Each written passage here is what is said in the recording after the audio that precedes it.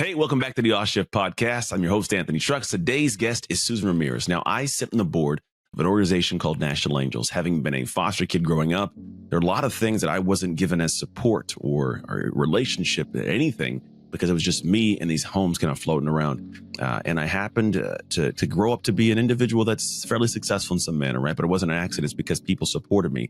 And this woman named Susan, a very interesting journey you'll find out about in the episode, came across this world and has decided to come in and be an angel, which is hence the name Angel, to save a lot of kids from a lot of craziness in a good way, right? In terms of what we need support, we need services. She helps provide these. And so what I want you to do is when you dive in the episode today, listen to it in a sense of not just what the organization is about, but really how you can show up in this, how you can also learn from the experience that she talks to, that she's experienced. But also I'd love for you to at some point in time find out how you can help this organization. I help. I believe you can help because not everybody can foster a kid, but everybody can help a foster kid. So without further ado, let's hop into the episode.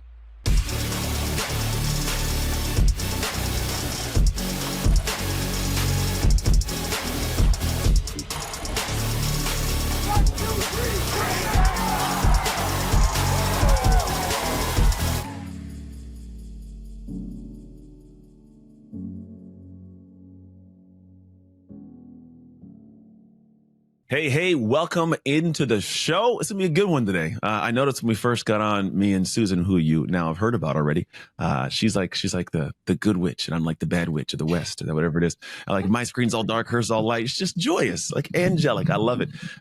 As you guys have known a little bit, there's a deeper relationship for the two of us in a way that is connected to my experience and the work she does with people who've gone through my experience. I've also known her for years. So as we dive into this, I'm going to hopefully find some things I don't know out about you. But without further ado, welcome to the show, Susan. How are you? Oh, so happy to be here. So honored to be with you today, Anthony. Well, thank you. I'm honored to have you here. Now, I always start this show with the same question. You can answer it however you want to answer it. You can go over the top and be just, I'm amazing, or you can just be very humble. It's completely up to you. Here's the question. I'm walking around Texas, which is where you live. I sit down at a coffee shop. There's this beautiful woman sitting next to me. It's you. I don't know you. You don't know me. And for some reason, you feel compelled to turn and start talking to me. In your opinion, why should I listen to you? That's a good question. Well, I would say that you would probably start listening pretty quickly because of the fact that we have some shared experience together. And so I think we could instantly bond over the fact that we both deeply believe in human potential. And we believe so deeply that children should have an opportunity to reach their fullest potential. And so I think we can hit it off pretty quickly talking about that. I would agree. I would have wholeheartedly agree. It's a big part of my life, as you know. And those of you guys who are tuned in, is going to be a deeper conversation, not just about obviously the kids that Susan and I kind of have a big heart for, but also humans, right? It's not just because you're not a kid right now doesn't mean you can't learn from this whole conversation. So let's do this, because I know that I kind of alluded to in the intro, because I always do a little bit, but I grew up in foster care. And Susan, years ago, kind of happened across this world. And I'd love for you, if you wouldn't mind, Susan, to share kind of your introduction to my world. Yeah, so it was a referral through a mutual connection. They had said, "Do you know about Anthony?" And I said, "I don't." It was actually Dave Hollis back in 2018. Was like, "Man, you've got to meet Anthony. He's incredible. You guys are value aligned. You should know each other." And told me that you had grown up in foster care. And then kind of immediately after he was telling me about you, he had posted something on his social media and you had went on. And then I went on afterwards and was like, "Hi, my name is Susan. We should be friends." And then we connected, and you were so generous in 2018, flew out to Austin to speak to some of our most incredible contributors to our organization. You did a private speaking event for us. And, we just really hit it off and felt like I need someone like you on our council. So, my vision for this organization, it was never about scaling. I wasn't this grand visionary that wanted to scale a business and be able to operate in 20 cities across the country. It was, how do we reach and serve one more child? And I knew that I needed to have someone like you be able to speak into leadership and be a thought leader and help us to be able to expand, scale, and grow. And that's what you've been. I love it. I appreciate the edification. the good thing is, I feel good. That wasn't even the question I wanted, but I love the answer. Oh, sorry. No, don't apologize, because I think that was perfect for people to understand kind of how I came to the flow, how we came to be. It was interesting as when I first saw the video, because I think David shared the video, I was like, this lady cares, man. And then I flew down there and like I could tell like it oozes out of you. And I don't believe you're able to build something, especially nonprofit level you have, unless it emanates from your soul, right? And it's a beautiful thing. I've been around a lot of companies that do a lot of promising but don't actually follow through. But here's one of the things that I would love to unpack, which is I probably should have made the question clear. My fault. How did you get introduced to the world of foster care? Because that's one area that people kind of are aware of, don't know a whole lot about. But you had a moment in time, which I don't even know if I fully understand it, that you were like, this is what I want to do with my life. And you now do this. So you mind taking us back to those windows of time when you kind of first got introduced to it all? Yeah, absolutely. Thanks for clarifying that for me, Anthony. It was that all shift moment that I Yeah. had. So I spent 8 years in corporate America, did not have a vision whatsoever for my life that I would be in this space or running a nonprofit. So corporate America, 8 years, I sold homes for a living, and I had sold a home to a woman who was a state worker. Now, I always felt like in my life, adoption was going to play some role, never foster care, until this very moment that I was invited to a foster and adoption conference. And when I went in to this conference, I had my little pamphlet and I had circled all these adoption breakout sessions. And the woman said to me, I want you to go and hear this judge speak. He's going to be speaking on foster care. And I said, oh, I'm not really interested in foster care. I don't know how to let children come into my home, love them, and then have them leave. And she said, well, Susan, the interesting thing about foster care is that it's not really about you. And wouldn't it be nice for someone like you to open up your home to a child who so badly needs it? And I was like, okay, yeah, thanks for that kick in the pants. I'll go and I'll listen. And I sat down, and it was the first exposure for me. So prior to this, I had never volunteered, not one day in my life. I had a pretty myopic point of view about life. And this was a moment where it changed the whole trajectory of my life. And it was because this very soft-spoken judge sat in a room and he said, I'm going to tell you about two little boys that have come in and out of my courtroom for 16 years. But it's so emotional that I can't even get through the story. So what I'm going to do is I'm going to put it up on the screen. And so up on a screen, split right down the middle, little Johnny's story on the left and Jimmy's story on the right. And within seconds, you can hear people start to sob, get tissues out, and start sniffling, because what they were reading was horrific. What they were reading was that each child, 22 and 23 different placements. It had listed all the psychotropic meds that they were on. It had listed all of the abuse that that had happened to these two young men when they were in foster care.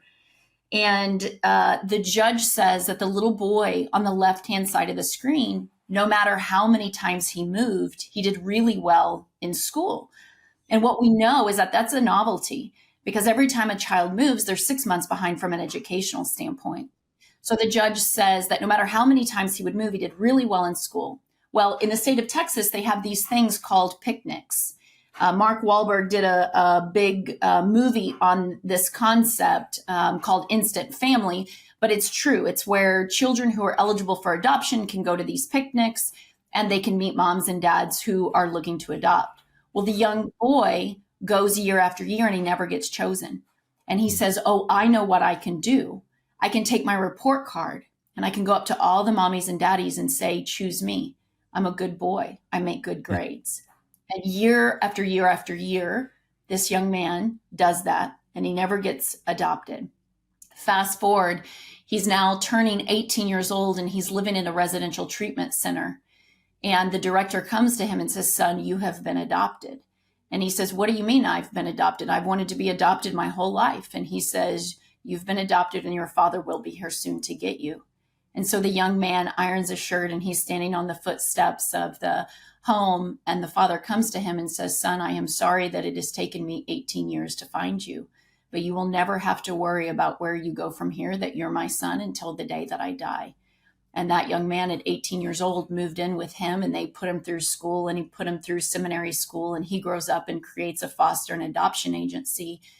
And the judge stands in front of the room and he says that there's hope and redemption even at 18 years old. And not everybody's called to foster, and not everybody's called to adopt, but everyone can play a role and make a difference in a child's life. And he said the other little boy on the other side of the screen that has the exact same amount of moves, abuse, neglect, exact same, identical record, basically. He turns 18 years old, but there's no one there to rescue him. And so he just begins to walk. He leaves the residential treatment center and he begins to walk, and he begins to walk until he can find the nearest freeway. And he throws himself in front of an 18-wheeler and he commits suicide. And it was a moment for me, Anthony, where I felt in this moment that the weight of the world was on my heart. As if when the judge said that not everybody's called to foster or adopt, but everyone can do something, I just thought, what a disservice. We will never understand what that young man's life was supposed to be. And it was my first exposure to foster care. And I left that conference thinking, I want to change the way kids experience foster care. Because what I was reading should not happen to anybody. What I was hearing was heartbreaking. Yeah. And, I feel so emotional about this work because they're kids. And all I can think of, Anthony, last week we were in a meeting and one of our friends said, if you can think of any person who's gone through the foster care system that you would want to meet, that you would want to represent National Angels, who would that person be? And I said in front of everybody, it would be Anthony. And the reason why I believe that, Anthony, is because you are such an incredible role model for what is possible. We know that talent is universal, but opportunity is not. Mm-hmm. And I am so passionate because I think what a disservice if you weren't who you are. I had an opportunity to sit front row last year watching you do your thing. At Brennan Burchard's event. Mm-hmm. And, in this work, I've gotten to see a lot of incredible people do a lot of incredible things, but to witness what you have done with your life, and not just what you've done, but like how you honor your wife, how you show up for your kids, how you show up for your community. Like my heart breaks for every little Anthony that's in the foster care system. And we have 400,000 kids right now that find themselves in a system where the statistics say that they will end up in prison, human traffic, commit suicide. And I just feel like we've got to do better. So I ended up leaving that conference and saying, I believe that we can change this. And we set out on a path to do that. Yeah, the path is moving smooth. Not easy. It's moving smoother now than it was in the beginning. But I know and just so you guys know, like I've watched this for years, kind of like build and grow from an idea. And I wasn't at the very beginning, but I was at a point where it was a good, kind of climate before we became National Angels, or just Austin Angels when I was actually there previously, and it is. And I know there's a lot of people listening going, man, it's heartbreaking. And it is. And there are worse stories, unfortunately, that you did not hear. I've got people in my family, my siblings who've experienced some of these things. I've had my own journey through it. And I think it's interesting is as much as we know that these foster kids exist, a couple things is one, we kind of keep it at a societal distance. No one wants to talk about it or think to it, right? And also like a lot of people who have gone through it and have become successful, it holds for a lot of folks like a shame space. And like, I don't want anybody to know. Because I do know there have been places that I go, I'm a grown man now. I've got a great life. But when I say foster kid, they do kind of look at you different, like kind of like, oh, like no, don't do that because I'm solid, right? But I think there's this other discussion I'd like to have and see if we can kind of float into this. But I love the statement of a smooth sea never makes skilled sailors. Mm-hmm. And for us kids that go through this stuff at a young age, we're exposed to things we should never have to be exposed to, but we are exposed to experiences that can harden us. And I think it also give us skill sets, even if it's by sheer survival, that can make us amazing. Meaning if we can get through the hard parts and get to a place, like you said, if someone gives us stability, we have these innate, they're the intangibles that you don't get till you're like 30 and you've gone through crazy. We get them at 13, And so if you do it right, you sometimes find these kids that are foster kids, they have the gift of gab, they have charisma, they have manipulation skill sets, they can communicate. Like there's some things that they can do. You're like, how'd you figure that out? And it's like survival. So as you go through and you kind of see this, where do you see like it's weird, I'm gonna say is, where do you see the benefit of the kids having gone through foster care and gotten help to get out of it? Well, I think a couple of things that you're saying, Anthony. I think one, really important kind of mental model for people to think through. I had this experience. We don't say foster kid. Mhm. We say children experiencing foster care because I it like should that. not be their identity. It's an Yeah. experience, not their identity. And I had a young woman come to me early on when we were doing some awareness campaign and we were using the word foster kid. There was a girl that came to me and she said, Susan, this is an alumni that no child wants to be a part of. Yeah. But I think that, I have an opportunity every other Saturday to work with a group of teenagers that are in our program. And I just speak life and truth over them that they are so much more equipped. So most of these young people are about to age out and they're about to be launched into adulthood. And I said, you are more prepared.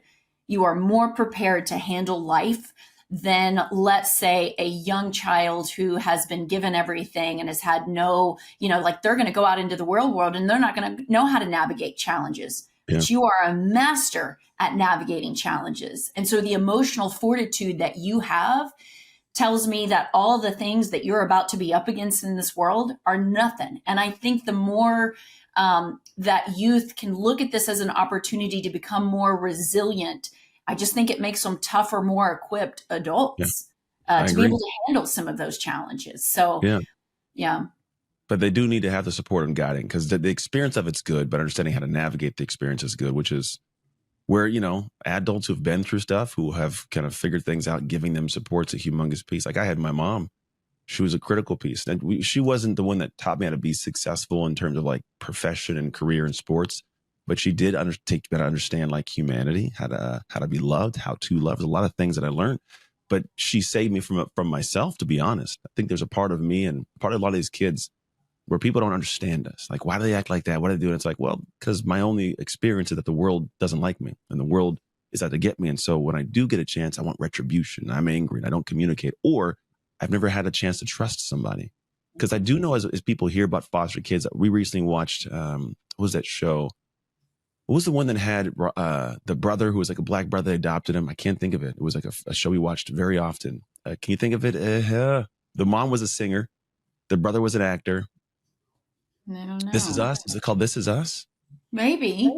It was. It might have been. It might have been. My wife would know. So it's a show where like the brother was adopted, Mhm. and it was a black brother, and then the two siblings. The mom had. It was. I think Mandy Moore was the mom. And I want to Oh, say this is us. that's what I said. I said This Is Us. Jeez. Oh, yeah. Okay. Sorry about that. Yes, yes, yes. This is us. Yes, that's it. Yeah. And so like they show like the experience of like the foster girl Yeah. coming into the house and she's a terror and she's crazy. And people that get this, like you get this viewpoint of like, they're all like that. And for the most part, the majority I would say are kind of like that. How do you tell someone to approach that? Or how do you have somebody go like, yeah, open your home to someone like that? Cause I think that's one of the things that most people are afraid of. Like, well, I know I may want to foster, how do I support? Cause they don't seem to care about the support. They seem to, push everybody away. Like, what is your experience and your thoughts around that? Yeah, I've got a couple of thoughts. I think first, if you feel called to adopt or foster, I think that's incredible. But I think what's so incredible and unique about our program is that we capture everybody else who Mhm. says, while I may not be called, I certainly want to care for kids in my own community. And Yeah. I think, this makes me think about when I was piloting the program that we now do all over the country. I had a little boy named Jonathan who was moving into the 7th grade. And when I first started showing up in his home, Jonathan had the worst case of abuse. That single foster mom, her name was Esther. When we started walking alongside her in this program, I said, Esther, I just want to love on you and these boys in your home. And, I don't even know what this is going to look like, but I just believe that we want to go deeper and we want to help change some of the statistics surrounding foster care. And so she was like, great, I have been fostering for years and no one has helped me. And so I welcome the help. And these were 6 teenage boys that, to be honest, if I would have been walking down the street and they would have been walking towards me, I would have crossed the street to not have to, like tough, tough, tough boys. And I started showing up and kept showing up and kept showing up. And these boys were like, what are you doing here? Why are you even here? I don't trust you. Like, this feels weird. But this little boy named Jonathan, for about 7 months, I would show up, love on him, just breathe life into him. And it was back to school time, August. And we had gotten each one of the boys a brand new backpack and all these school supplies.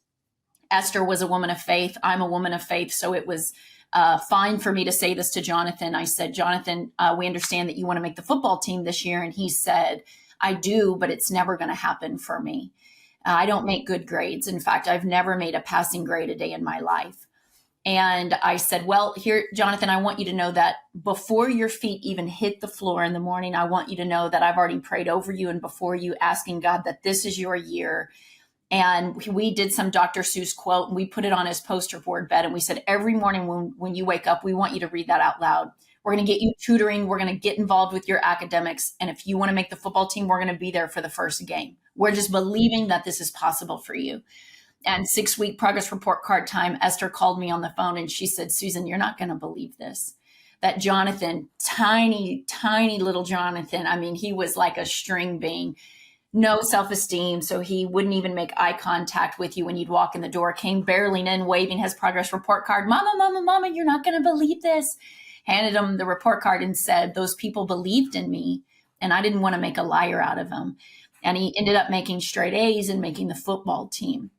And that was a moment for me that I believe with all of my heart that every single child should have at least one healthy adult who knows the color of their eyes and the passions of their heart. And we had a real breakthrough moment in that home. We saw a boy who was totally withdrawn. And so we have kids who can be withdrawn and not have any belief whatsoever. Or you could have a boy that, you know, in the same household, we had a little boy named Ryan who was kind of awkward, but would have outbursts and, you know, lots of trauma surrounding. He was born to a mom who had some mental illness and some drug abuse. And it was his birthday that year. And when he got home from school that day, he called me and he said, Miss Susan, I was so excited to get home from school today because I knew that for the first time someone was going to celebrate my birthday, that he had never had anybody celebrate his birthday before. And when he hung up the phone to call me to thank me, he said, I love you. And I said, oh, Ryan, Ryan, I said, Ryan, I love you too. And hung up the phone. And Esther called me and she said, Susan, I just want those words not to be lost on you, that it's one thing for a child to feel loved. And it's a whole nother thing for a young man to be able to give it away. And so I just think that, you know, while not everybody's called to foster or adopt, everyone can walk alongside a child who's experiencing foster care that knows the color of their eyes and the passions of their heart and just keep showing up consistently. And I think that's what makes all the difference in the world. So I would just say to people, don't be afraid.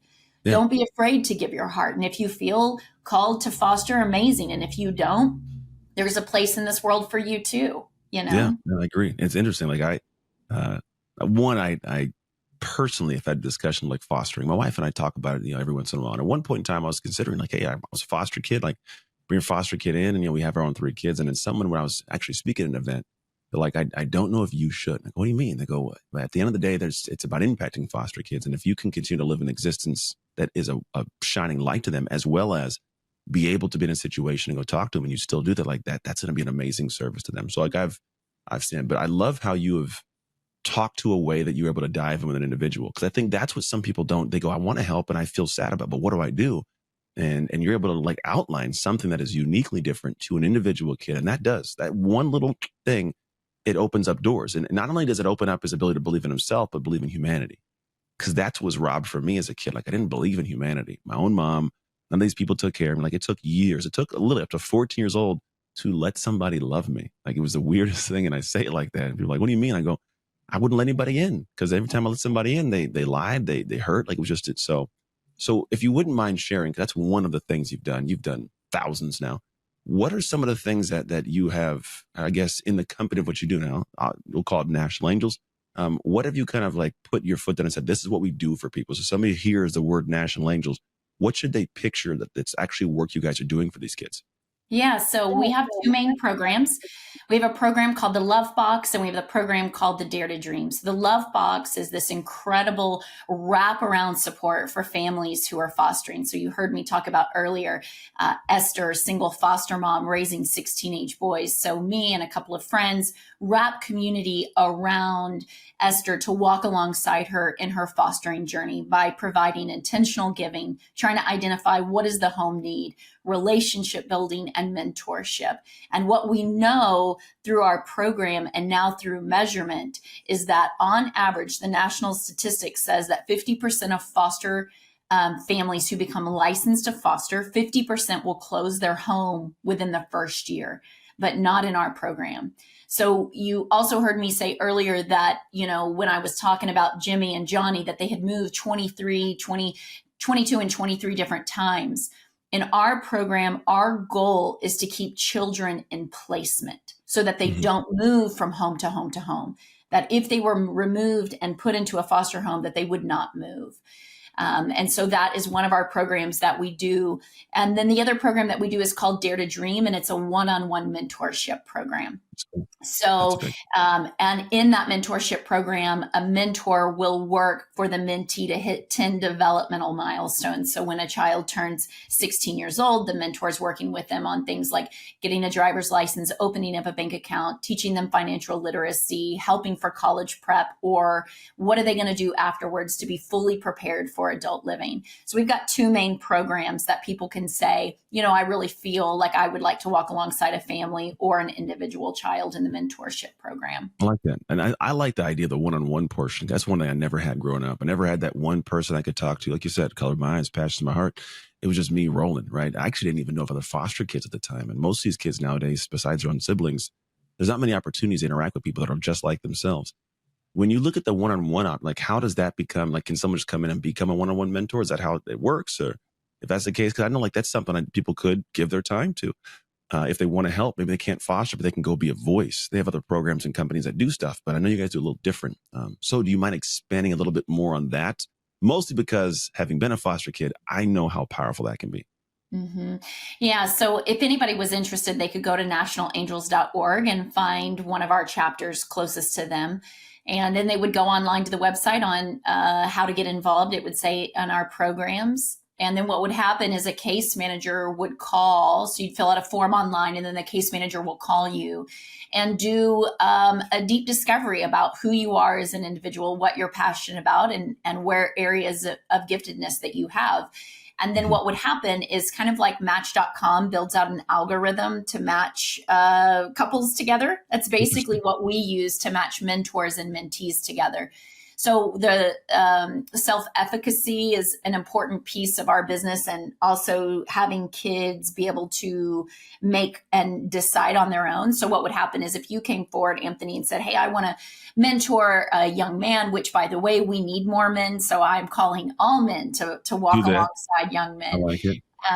But what would happen is the mentee would then select the mentor, and we match people in the same zip code. So because what we know is that if you have to drive 45 minutes to meet your mentee, that's probably not sustainable. But in the Dare to Dream program, our mentors commit to a minimum of 1 year, seeing the youth twice a year.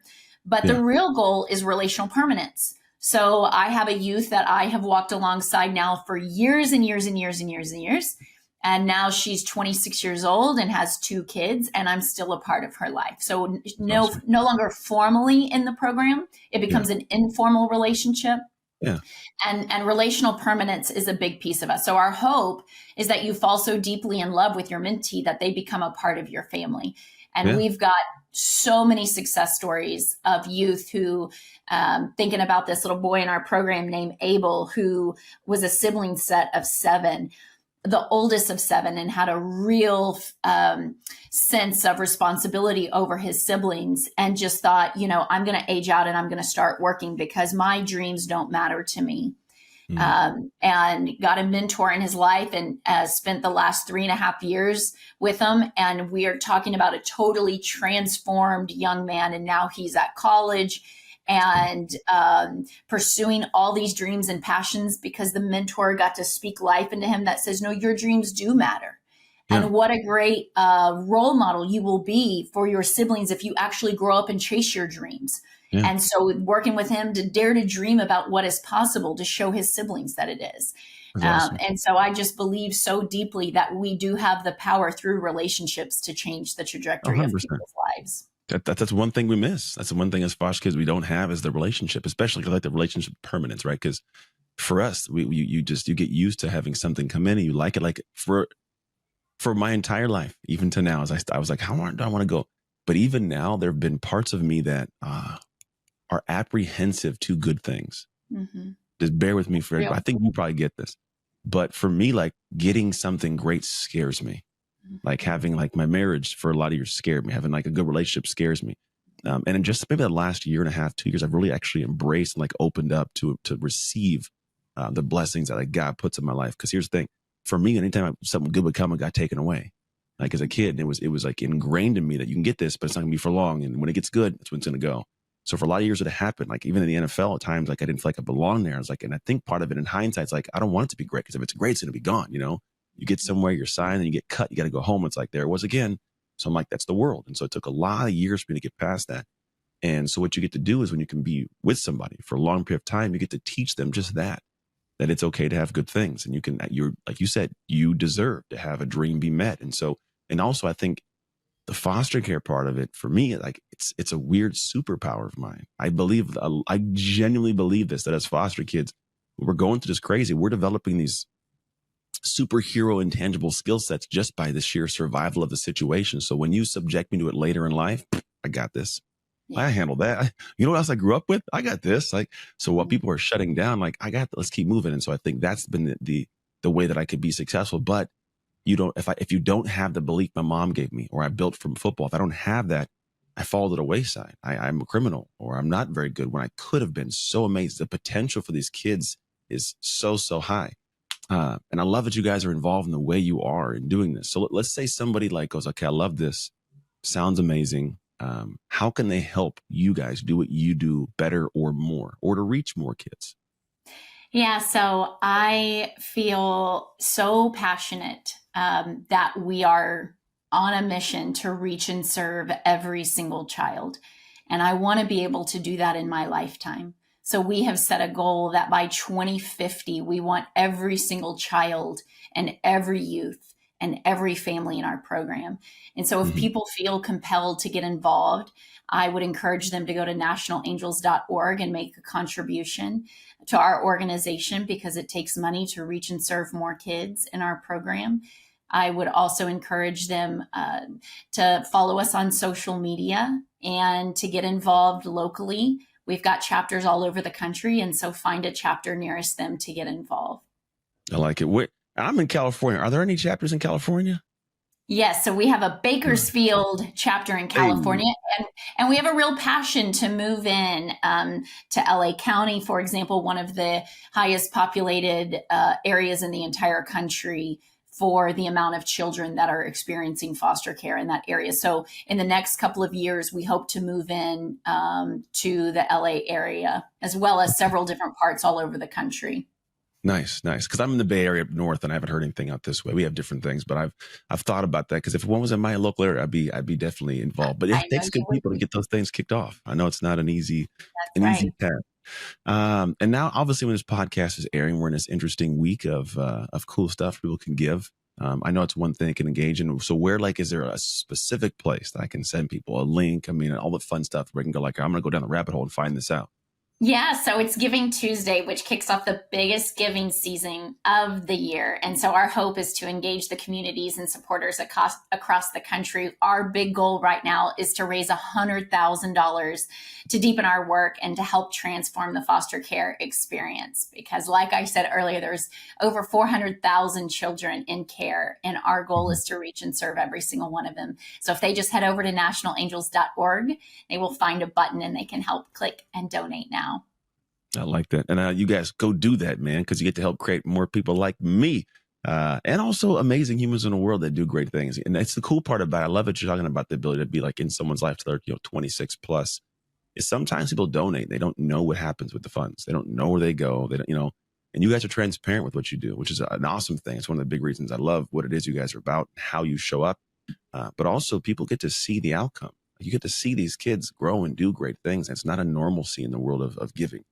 So if you guys feel inclined in any way to support the mission of National Angels and support something that's close to my heart, I do sit on the board. Like I care. I show up because I care, and I try to help as best I can because the work they do helps create more me's. And that's what I want in the world, is great humans who are going to do great things, who have gone through hardship and have some incredible superpowers.